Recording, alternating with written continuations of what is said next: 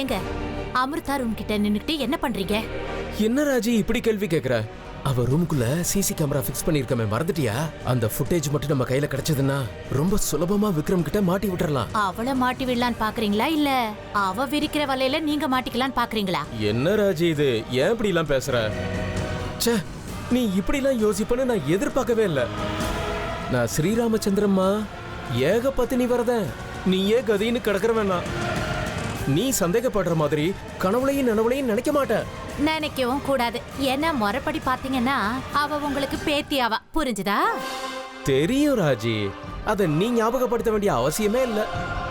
எனக்கு இப்ப முக்கியமான தேவை அந்த சிசி கேமராவோட ஃபுட்டேஜ். அது நம்ம கைக்கு கிடைச்சிருச்சுன்னா அவளை வீட்ல இருந்து துரத்துறது சுலபமாயிடும்னு நினைச்சோம்ல. நீ என்னடானா தேவையில்லாம சந்தேகப்படுற. நீங்க அந்த சிசி கேமராவுக்காக போயிருந்தீங்கன்னா சரி, வேற ஏதாவது எண்ணம் இருந்திருந்தா உன்னை தவிர நான் வேற ஒருத்திய பத்தி யோசிக்க கூட மாட்டேன் ராஜி. ஒருத்திய வச்சுக்கிட்டு படுற அவஸ்தை பத்தாத இன்னொருத்திய பத்தி யோசிக்கிற அளவுக்கு எனக்கு மனசுல தைரியமே இல்ல.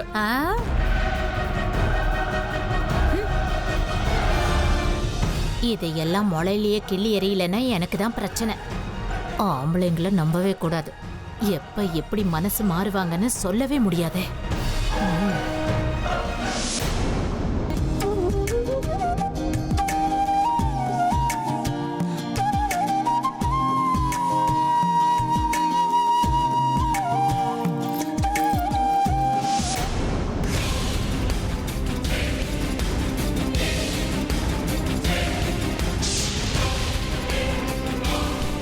போயிடுங்க போயிடுங்க போயிடுங்க.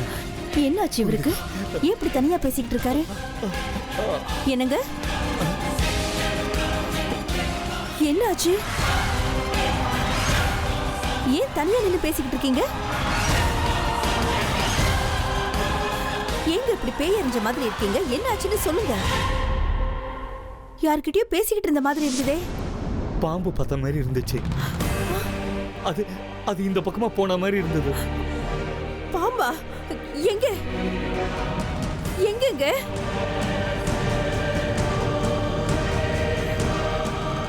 எங்க?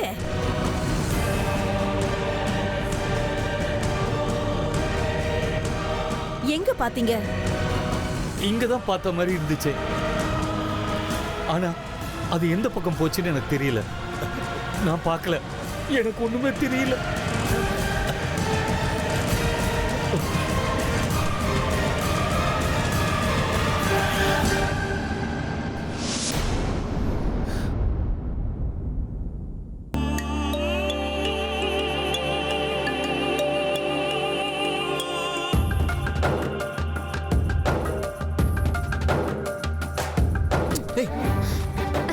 ஏய், நீயா?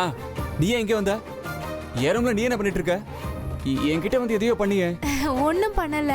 நான் என்ன பண்ண போறேன்? சும்மா நைஸா வந்து உன் கண்ணை மூடலான்னு நினைச்சேன். விளையாட்டுக்கு தான். உன் கூட விளையாடாம யார் கூட அர்ஜுன் விளையாடுவேன்? ஏய், நீ என்ன அரலூசா? மூளைகளை குழம்பிடுச்ச உனக்கு? எப்பவும் நட்டு கைன மாதிரி நடந்துக்கிற? கண்ணாம்பூச்சி விளையாடுற வயசா உனக்கு? கரெக்டா கல்யாணம் பண்ணிருந்தா 2 குழந்தைங்க பிறந்திருக்கும். போடா, கொஞ்சம் கூட வெக்கமே இல்லாம பேசுற. எனக்கு வெக்கமா இருக்கு. ஓ, உனக்கு அதெல்லாம் வேற இருக்கா? ஏண்டா, நானும் ஒரு பொண்ணு தானே, எனக்கும் வெக்கம்லாம் வரும். இதுக்கு மேல என்ன சொல்ல போற? சொல்றதுக்கு வேற ஏதாவது போய் இருந்தா சொல்லிடு. அவதான் ஏமாத்தி எல்லாத்தையும் என்கிட்ட இருந்து பறிச்சிட்டான்னு பார்த்தா நீயும் இப்ப அதே தான் பண்ணிருக்க.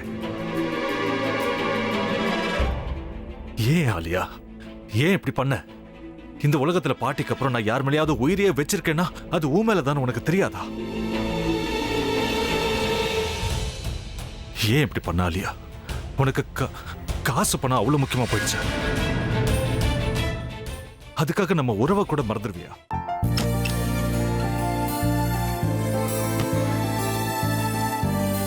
சக்தி சக்தி, ஒரு நிமிஷம்.